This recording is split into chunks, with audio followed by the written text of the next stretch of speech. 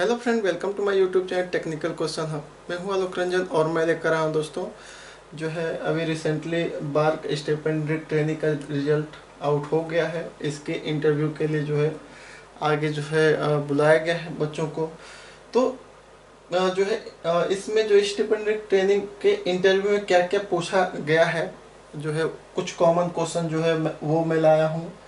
Plus जो है कैसे क्वेश्चन पूछा जाता है वो जो है एक तरह से पूरा आपको क्लियर हो जाएगा इस वीडियो में, ठीक है। इसके साथ साथ में जो है NPCIL जो एग्ज़ाम हुआ है उसका अब तक अपडेट क्या है वो मैं आपको बताऊंगा। वैसे NPCIL का रिजल्ट भी आउट है, लेकिन इंटरव्यू कब तक होगा वो सारी अपडेट मैं इस वीडियो में दूंगा, ठीक है। तो चलिए दोस्तों शुरू करते हैं। जो है सबसे पहले जो क्वेश्चन पूछा जाता है, tell me about yourself, यानी कि आप अपने बारे में बताइए। ये क्वेश्चन हर ऑलमोस्ट सभी से पूछा जाता है। उसका जो है रीज़न ये है, इस क्वेश्चन को पूछने के पीछे का रीज़न क्या है वो समझ लीजिए कि जो आपका इंटरव्यू लेने वाला है वो ये मान के चलता है कि नेक्स्ट कोई क्वेश्चन मैं पूछूंगा तो हो सकता है वो बता ना पाए। जब बता ना पाए तो हो सकता है उसका मोरल जो है डाउन हो जाए, यानी कि जो है वो अपसेट हो जाए, तो आगे चल के जो है मज़ा नहीं आएगा इंटरव्यू में, ठीक है। तो वो सोचता है कि अगर मैं ये क्वेश्चन पूछूंगा अपने अपने बारे में बताओ, तो अगर वो अपने बारे में कोई भी व्यक्ति है वो जो है कोई भी क्वेश्चन जाने या ना जाने, उसका कोई भी क्वेश्चन का आंसर उसको मालूम हो या ना हो, लेकिन अपने बारे में उसको ज़रूर मालूम होता है। जैसे मुझसे कुछ भी क्वेश्चन पूछिए तो ये अमूमन जो पॉसिबिलिटी ये है कि मैं नहीं बता पाऊँगा, लेकिन आप मुझे मेरे बारे में पूछे तो मैं जानता हूँ मैं जो है मैं आलोक रंजन और मैं यहाँ से बिलोंग करता हूँ जो भी है। तो ये माहौल थोड़ा सा जब आप बता देते हो कि मेरा नाम ये है, जो है मैं जब यहाँ से बिलोंग करता हूँ, इतने मेरे भाई बहन हैं जो भी है, तो थोड़ा सा आप जब बातचीत करने लगते हो तो माहौल बन जाता है अच्छा सा, और आप भी अपने आप को कॉन्फिडेंटली महसूस करते हो। तब जाके वो जो है दूसरा क्वेश्चन करेगा, ठीक है। जैसे प्रीवियस क्वेश्चन में एक जो है कैंडिडेट ने जो इंटरव्यू दिया था इसका, तो उससे पूछा गया था tell me about yourself, उसने बता दिया। दूसरा जो है क्वेश्चन उससे पूछा गया था योर जो फेवरेट सब्जेक्ट क्या है, मतलब आपका फेवरेट सब्जेक्ट क्या है। तो फेवरेट सब्जेक्ट किसी का हीट ट्रांसफ़र होता है, किसी का मास ट्रांसफ़र होता है, किसी का जो है थर्मोडाइनमिक्स होती है, किसी की फ्लूइड मैकेनिक्स होती है, ठीक है। तो वो अपने अपने हिसाब से जो है सबके अलग अलग चॉइस है। तो उसने जो है अपना हीट ट्रांसफ़र बताया कि मेरा जो है सबसे फेवरेट सब्जेक्ट क्या है, हीट ट्रांसफ़र। तो हीट ट्रांसफ़र में जो है जब आप बता देते हो कि मेरा फेवरेट सब्जेक्ट ये है, तो वो जो है ये मान के चलता है कि जब उसका फेवरेट है तो वो भैया वो सब कुछ जानता होगा उसके बारे में, तो वो पूछना शुरू कर देता है, ठीक है। तो जैसे जो है उसने बोला हीट ट्रांसफ़र है, तो उसने पूछा कि जो है फोरियर लॉ क्या है। तो फोरियर लॉ उसने बता दिया कि Q इक्वल टू माइनस के डी टी अपन डी एक्स अपने जो है लैंग्वेज में। फिर जो है उसने पूछा कि यहाँ पे माइनस साइन क्यों है, माइनस के होता है ना दोस्तों, ये माइनस के A D T upon D x होता है, तो ये माइनस साइन क्यों है। तो माइनस साइन इसलिए है क्योंकि जो है टेम्परेचर जैसे जैसे जो है बढ़ता है, मतलब कि जैसे ये छड़ है, ये छड़ है कोई, यहाँ पे टेम्परेचर 100 डिग्री है, ठीक है। तो कंडक्शन के थ्रू ये पार्टिकल धीरे धीरे धीरे धीरे हीट देते जाएंगे, और लास्ट में यहाँ पे टेम्परेचर क्या हो जाएगा, यहाँ पे सपोज करो कि 20 डिग्री हो जाएगा, ठीक है। तो जो डेल्टा टी है, T2 माइनस T1 करते हैं, तो यानी कि T2 20 डिग्री हो गई, ये 100 डिग्री हो गई, तो ये तो माइनस में आ रहा है 80। तो ये यही शो करता है कि जो डिस्टेंस के अकॉर्डिंग जो है मतलब जो टेम्परेचर जो है एक तरह से नेगेटिव हो रहा है। ड्यूरेशन पीरियड ऑफ जो है लेंथ जो है जैसे जैसे आगे बढ़ता है तो टेम्परेचर डाउन होता है, तो ये एक तरह से नेगेटिव साइन ये है, ठीक है। चलो ठीक है, ये नेगेटिव साइन उसने बता दिया। फिर उससे क्वेश्चन पूछा गया कि यहाँ पे जो K है, A है, डी टी अपन डी एक्स है, ये क्या है। तो K यहाँ पे थर्मल कंडक्टिविटी है, A यहाँ पे क्रॉस सेक्शनल एरिया है, डी टी अपन डी एक्स जो है आपका जो है थर्मल ग्रेडियंट है, यानी कि जो है ये बताता है कि जो है डिस्टेंस के अकॉर्डिंग जो है टेम्परेचर में क्या जो है चेंजेस है, ठीक है, ये हो गया। उसके अलावा जो है उससे पूछा गया कि थर्मल कंडक्टिविटी जो के आई है, तो थर्मल कंडक्टिविटी होती क्या है। तो थर्मल कंडक्टिविटी जो है किसी भी मेटल की वो प्रॉपर्टी है जो कंडक्ट हीट को कंडक्ट करने देती है, ठीक है। अब उसके बाद जो है थर्मल कंडक्टिविटी हो गई, तो factor that affect thermal conductivity को अफेक्ट करने वाले फैक्टर क्या हैं, जैसे सॉलिड लिक्विड गैस तीनों में कौन कौन से फैक्टर, जैसे टेम्परेचर बढ़ा दो, प्रेशर बढ़ा दो तो क्या फर्क पड़ेगा, टेम्परेचर बढ़ा दोगे तो लिक्विड में क्या फर्क पड़ेगा, गैस में क्या फर्क पड़ेगा, वो तो आपको मालूम है। उसके अलावा मॉइस्चर अगर है सॉलिड या लिक्विड, सॉलिड में मॉइस्चर है या गैस में है तो उसके थर्मल कंडक्टिविटी पे क्या इम्पैक्ट आएगा। मटेरियल का स्ट्रक्चर पे क्रॉस लिंक है या लीनियर है क्या है, तो उस पर जो है थर्मल कंडक्टिविटी का क्या इम्पैक्ट पड़ेगा। डेंसिटी है, डेंसिटी पे क्या थर्मल कंडक्टिविटी का इम्पैक्ट आता है या नहीं आता है। उसके अलावा जो प्योर सब्सटेंस है उसकी थर्मल कंडक्टिविटी ज़्यादा होगी, या जो कोई नॉन मेटल है यानी कि जो मेटल है ही नहीं या एलॉयस है, इनमें से किसकी जो है थर्मल कंडक्टिविटी। तो ये सारे फैक्टर हैं जो थर्मल कंडक्टिविटी को जो है एक तरह से अफेक्ट करते हैं। इसके बाद जो क्वेश्चन पूछा कि एजप्शन ऑफ फोरियर लॉ जो है एजप्शन उसके क्या है, क्या क्या उसने पहले क्या होना चाहिए, जो यूनिफॉर्म होना चाहिए जो है, ये सारे मतलब कि फोरियर लॉ ने अपना जो एजप्शन जो भी दिया उसके बारे में जो है पूछा गया। तो ये जो है एक क्वेश्चन फोरियर लॉ के अंदर ही कितने सारे क्वेश्चन उसने बनाता चला गया। उसके बाद जो है अगर मान लो कि आपका ये फेवरेट सब्जेक्ट है तो ये बता पाओगे, ठीक है। अगर जो है अगर बता दे रहे हो तो ठीक है, अगर नहीं बता पा रहे हो तो वहां से वो क्या कर देगा, इस क्वेश्चन को ब्लॉक कर देगा कि यानी इसके आगे वो पूछेगा ही नहीं, ठीक है। इसीलिए जो है जो आपका फेवरेट सब्जेक्ट होगा, ठीक है, उसको इतनी डीपली से पढ़ लीजिएगा कि उससे कोई भी क्वेश्चन कोई भी पूछ ले तो आप बता दो, ठीक है। जैसे आपके कोई फेवरेट गेम होते हैं क्रिकेट वगैरह, तो क्रिकेट में पूरी हिस्ट्री आप रख लेते हो ना कि क्या क्या होना चाहिए, क्या क्या जो है कितने ज़्यादा छक्का लगाए, क्या है मतलब टॉप से लेके बॉटम तक A to Z सारी नॉलेज आपको होती है।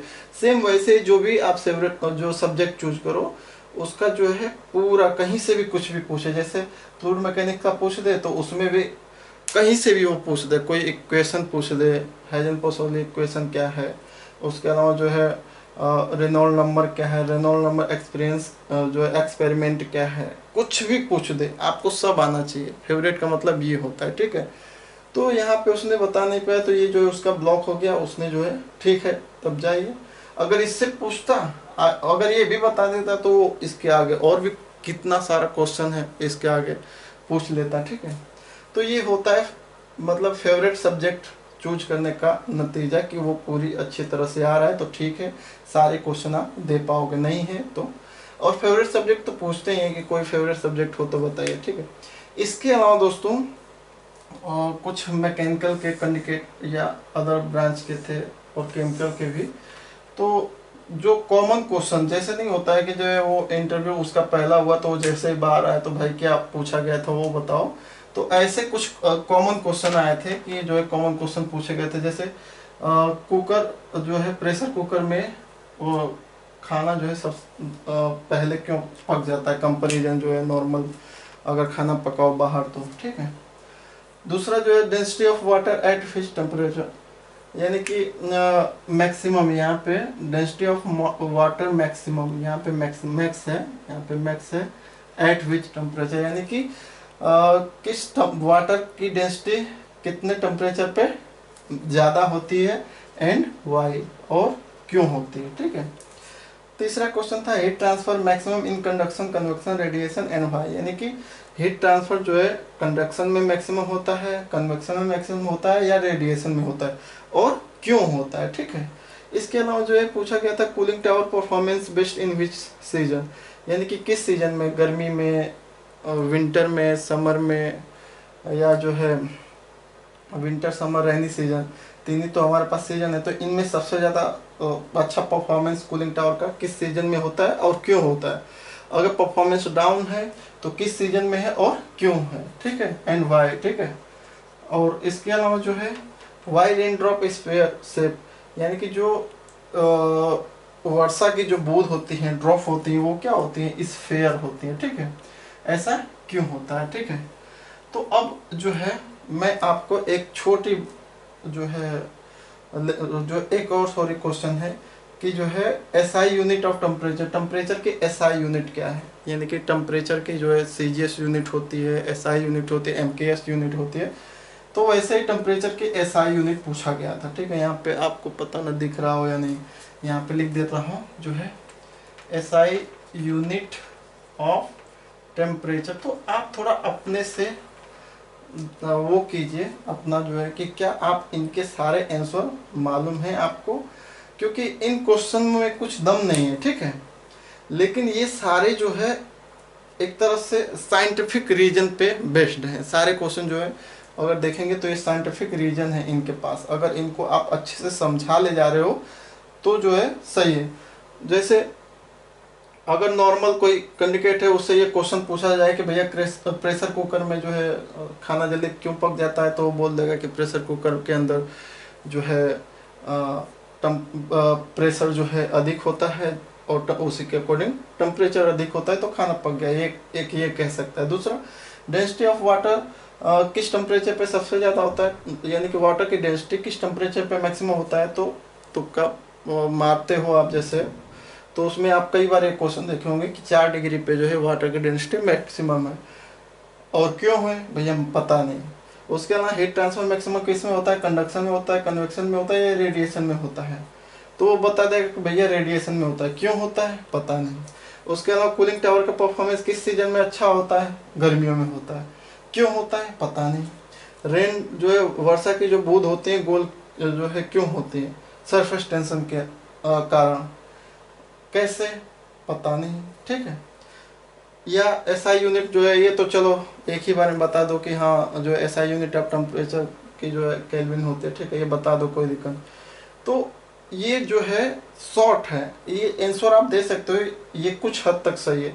लेकिन अब मैं बताता हूँ कि इसका जो है साइंटिफिक रीजन दे दे के कैसे अच्छे से बताना है, ताकि जो है इंटरव्यू ले रहा है वो एकदम खुश हो जाए। ठीक है, जैसे पूछ ले पहला ही क्वेश्चन कि pressure cooker cook food fast why, मतलब कैसे जो है बहुत तेज़ी से खाना उसके अंदर कैसे पक जाता है। तो उसका आंसर ऐसे दीजिए कि सर जो है प्रेशर कुकर के इनसाइड में जो है टेम्परेचर जो जैसे ही हीट मिलती है तो टेम्परेचर जो है बढ़ता है। वाटर उसमें पानी तो डालते ही हो खाना बनाने के लिए, तो जो है टेम्परेचर मिलता है, और जो है टेम्परेचर आपका जो है बढ़ता है, और temperature directly proportional to pressure होता है तो प्रेशर भी बढ़ता है। यानी कि या उल्टा भी कह सकते हो कि प्रेशर बढ़ता है इनसाइड में तो टेम्परेचर भी बढ़ता है, और जहाँ पे प्रेशर बढ़ा टेम्परेचर बढ़ा तो आपको हीट क्या मिलेगी, हीट भी ज़्यादा मिलेगी। क्योंकि हीट जो है डायरेक्ट टेम्परेचर कम है तो हीट कम है, टेम्परेचर ज़्यादा है तो हीट ज़्यादा है, तो हीट एनर्जी ज़्यादा मिलेगी। जब हीट एनर्जी ज़्यादा मिलेगी तो तुरंत जो है खाने को गला देगा, यानी पका देगा अच्छा सा जो भी उसमें रहेगा। ठीक है, नेक्स्ट जो इसको साइंटिफिक तरीके से कैसे बता सकते हैं कि डेंसिटी ऑफ वाटर किस टेम्परेचर पे मैक्सिमम होती है। तो ये सही है कि जो है 4 डिग्री पे मैक्सिमम होती है। ठीक है, तो जो है क्यों होती है इस पे, वो पहले जानने से पहले आप देखिए कि डेंसिटी होती क्या है। तो डेंसिटी D = होता है m/v। तो यहाँ पे वॉल्यूम है ना, मास पर यूनिट वॉल्यूम। तो वॉल्यूम अगर बढ़ा रहे हो तो डेंसिटी क्या होगी, कम होगी। अगर वॉल्यूम घटा रहे हो तो डेंसिटी जो है ज़्यादा होगी। यानी कि जो है डेंसिटी और वॉल्यूम एक दूसरे के क्या है, यूनिवर्सली प्रोपोर्शनल है। जैसे पानी ले लो, ये पानी है आपका, किसी भी उसमें ये हटा दे रहा हूँ जो, ठीक है, डेंसिटी होगी, ये है पानी। पानी को गर्म करते जाइए, है ना। पहले जो है 10 डिग्री दीजिए, 20 डिग्री, वैसे तो 10 डिग्री 20 डिग्री छोड़िए, सीधे जो है पानी को जो है 100 डिग्री तक गर्म कीजिए। 100 डिग्री पे गर्म करेंगे तो ये जो है पानी जो ये पहले पानी इस पोजीशन में था, 100 डिग्री टेम्परेचर इसको मिला तो ये पूरी तरह से स्टीम बन गया। तो स्टीम बन गया तो पूरे पात्र में क्या है, फैल गया, यानी कि उसका वॉल्यूम क्या हो गया, बढ़ गया। क्या हुआ दोस्तों, D= हमने क्या बोला था, m/v। यानी कि जो है पानी पूरी तरह स्टीम बना तो उसका वॉल्यूम क्या हो गया, बढ़ गया। तो वॉल्यूम बढ़ गया तो डेंसिटी क्या हो जाएगी, कम हो जाएगी। ठीक है, ठीक है, यहाँ पे समझ में आ रहा है कि जैसे स्टीम बना तो वॉल्यूम बढ़ गया, वॉल्यूम बढ़ गया तो जो है डेंसिटी कम हो गई। इसी का उल्टा जो है 4 डिग्री पे क्या होता है कि पानी जो है सबसे कम वॉल्यूम घेरता है। ठीक है, तो वॉल्यूम जब कम घेरेगा 4 डिग्री पे तो डेंसिटी ऑटोमेटिक बढ़ जाएगी। अगर उससे भी कम लाएंगे तो बर्फ जो है वो पानी जो है पूरी तरह से बर्फ बन जाएगा, और बर्फ बन जाएगा तो जो है उसका वॉल्यूम बर्फ का बढ़ जाएगा। आप देखो जो है आप 1 केजी बर्फ लाइए, मतलब तौल के बहुत बड़ा मिलेगा, उसको जो है एक बाल्टी में पिघलाने के लिए छोड़ दीजिए, फिर जो है उसको एक गिलास में रख लीजिए, तो देखिए वॉल्यूम उसका जो है कम स्थान में ही वो आ जाएगा। यानी कि बर्फ बनेगा तो भी उसका वॉल्यूम बढ़ जाएगा तो डेंसिटी घट जाएगी, और भाप बनेगा, स्टीम बनेगा तो भी उसका वॉल्यूम बढ़ जाएगा, डेंसिटी घट जाएगी। लेकिन 4 डिग्री पे जो है वो कम वॉल्यूम घेरेगा और उस केस में जो है डेंसिटी बढ़ जाएगी। तो ऐसे उसको समझाओगे तो वो खुश हो जाएगा, ठीक है। इसके अलावा जो है तीसरा question, heat transfer maximum in conduction, convection and radiation and why. यानी कि हीट ट्रांसफर जो है मैक्सिमम कंडक्शन में होता है, कन्वेक्शन में होता है या रेडिएशन में होता है, और क्यों होता है। तो क्यों का सवाल जो है आप कैसे दे सकते हो। कंडक्शन में देखिए, कंडक्शन के लिए जो है हमारा फोरियर लॉ है। फोरियर लॉ हमें ये बताता है कि Q इक्वल टू क्या होता है, के ए डेल्टा डेल टी अपन डी एक्स होता है, ठीक है। कन्वेक्शन में देखिए तो कन्वेक्शन में हमारा क्या होता है, Q equal to H A delta T होता है, ठीक है। और जो है रेडिएशन में देखें तो रेडिएशन में हमारा Q इक्वल टू क्या होता है, omega A T to the power 4, ठीक है। तो यहाँ पे देखे हीट ट्रांसफर जो है, यहाँ पे जो है हीट ट्रांसफर जो रेट है Q यहाँ प्रोपोर्शनल टू टी है, प्रोपोर्शनल टू टी है, लेकिन यहाँ पे जो है टी टू द पावर 4 पे है, ठीक है। तो आप ये कहेंगे यहाँ पे तो टी टू द पावर 4 है, यानी कि टेम्परेचर के घाते चतुर्थ घात के है। तो यहाँ पे तो 1 था, यहाँ पे 4 है, यानी कि सीधे जो है इतना बढ़ोतरी हो जाएगी। इस फार्मूले के आधार पर उसको बता सकते हो कि सर जो है फार्मूले में देखिए ये है, और इसमें तो उसके चतुर्घात के डायरेक्टली वो प्रोपोर्शनल है, तो मैक्सिमम तो इसी में होगा न्यूमेरिकली या किसी भी तरीके से। तो वो कहेगा कि हाँ पढ़ा लिखा है, कोई दिक्कत नहीं, अच्छा है ना, तो वो सही हो जाएगा। उसके अलावा जो है कूलिंग टावर की परफॉर्मेंस किस सीजन में कम होती है या किस सीजन में ज़्यादा होती है और वाई, ठीक है। तो कूलिंग टावर का कंसेप्ट क्या है वो समझिए। कूलिंग टावर जो है कूलिंग टावर का कंसेप्ट क्या है। कूलिंग टावर जो है जितना हीट रिजेक्ट करेगा उतना ही पानी को वो ठंडा करेगा, और जब वो हीट रिजेक्ट करता है तो उसकी हीट कहाँ जाती है, सराउंडिंग वाली एयर को। सराउंडिंग वाली एयर उसकी हीट को ले लेती है, ठीक है। यानी कि जो हीटेड मॉइस्चर है उसका मतलब वो सराउंडिंग वाली एयर ले रही है, ठीक है। अब क्या है कि इसी पे वो क्या करता है कि वर्क करता है। कूलिंग टावर में जो भी जितना हीट रिजेक्ट करेगा उतना ही वो जो है अच्छा परफॉर्मेंस करेगा। तो गर्मियों में क्या होता है, तो गर्मियों में हमारा जो है रिलेटिव ह्यूमिडिटी जो है गर्मियों में रिलेटिव ह्यूमिडिटी जो है RH जो होता है वो जो है लगभग 40 या 50 आते हैं, 40 या 50 मान लीजिए गर्मियों में, ठीक है। 40 या 50 का मतलब 40 पे हम मानते हैं। गर्मियों में RH जो रिलेटिव ह्यूमिडिटी है 40 है। इसका मतलब क्या है कि यहाँ पे जो है 60% जो है ड्राई एयर है और 40% क्या है, मॉइस्चर एयर है, मॉइस्ट एयर, ठीक है। तो गर्मियों में क्या होगा कि गर्मियों में जो है कूलिंग टावर जो है जो हीट रिजेक्ट करेगा तो वो 60% जो है जो ड्राई एयर है वो ले लेंगी खुद में, ठीक है। तो वहाँ पे जो है 60% जो है वो ले रही हैं, तो और ठंडा कर दे रहा है, परफॉर्मेंस बढ़िया दे रहा है। अब क्या है कि ये तो गर्मियों में है, और जो है विंटर में यानी कि इस सीजन में जो है रिलेटिव ह्यूमिडिटी आपकी देखेंगे मोबाइल में भी, आप कहीं भी चेक कर लीजिए, तो ये जो है ठंडियों में लगभग 90 से जो है 95 के आसपास है, 90 से 95%, ठीक है। 90 से 95 पे अगर मान लें तो 90% ऑलरेडी जो है मॉइस्चराइज एयर है और 10% ड्राई एयर है। तो कूलिंग टावर जो है बस क्या करेगा, 10% जो है हीट को रिजेक्ट करेगा वो 10% ही ले पाएगा, है ना। तो थोड़ा सा उसका भी परफॉर्मेंस कम है। लेकिन अब जो है रेनी सीजन में देखें, रेनी सीजन में रिलेटिव ह्यूमिडिटी क्या हो जाती है, रेनी सीजन में रिलेटिव ह्यूमिडिटी 100% हो जाती है, यानी कि 100% मॉइस्ट एयर है सराउंडिंग में। तो ये कूलिंग टावर रिजेक्ट करेगा हीट, लेकिन लेने वाला कोई नहीं है, तो क्या होगा, काम ही नहीं, यानी कि उसका काम जो है बिल्कुल जीरो रहा। तो सबसे कम परफॉर्मेंस वो किस सीजन में करेगा, रेनी सीजन में करेगा। क्यों करेगा? क्योंकि हीट को जो रिजेक्ट कर रहा है तो वो सराउंडिंग वाली एयर जो ड्राई एयर है वही ले रही थी।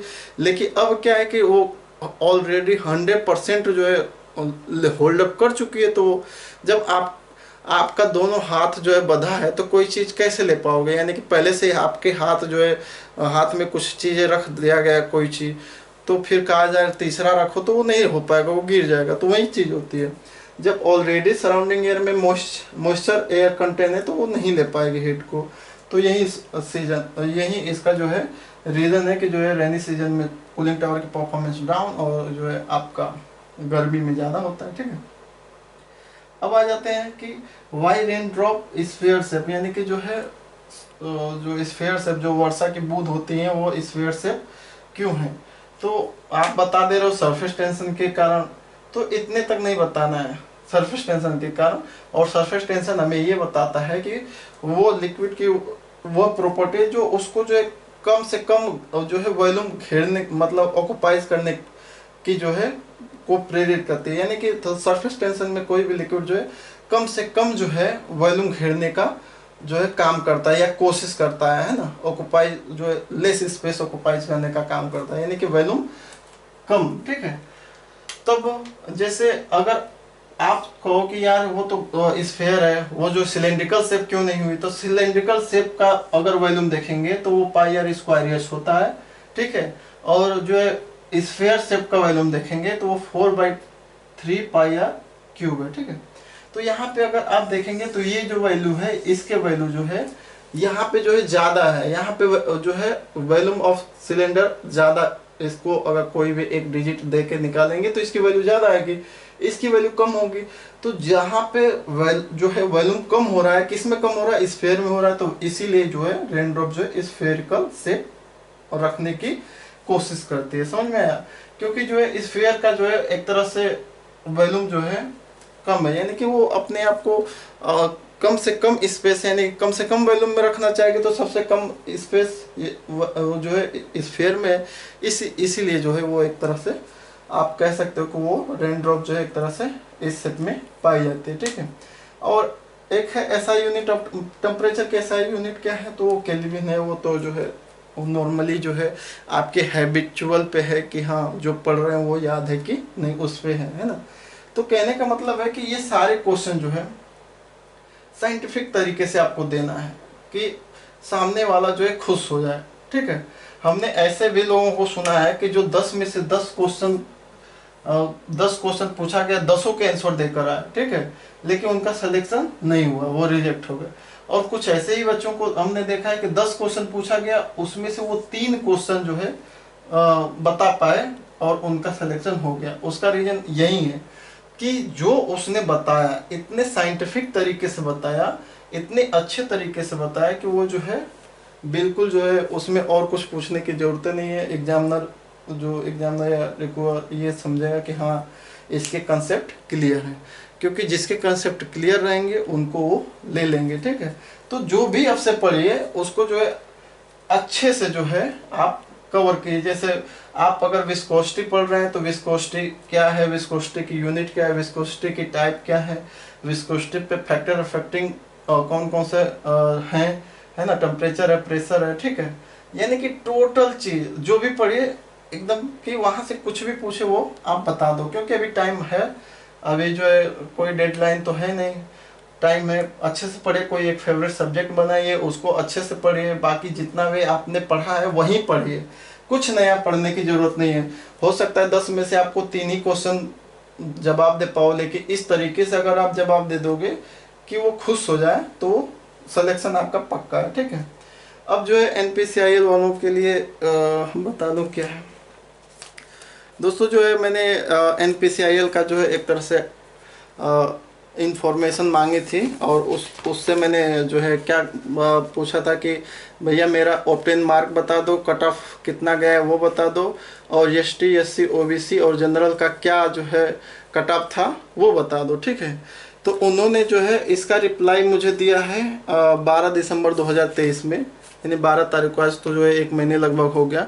तो उन्होंने जो है मुझे जो रिप्लाई दिया है, उन्होंने ये दिया है कि the mark obtain bye candidate will be made available in respective candidate login in due time.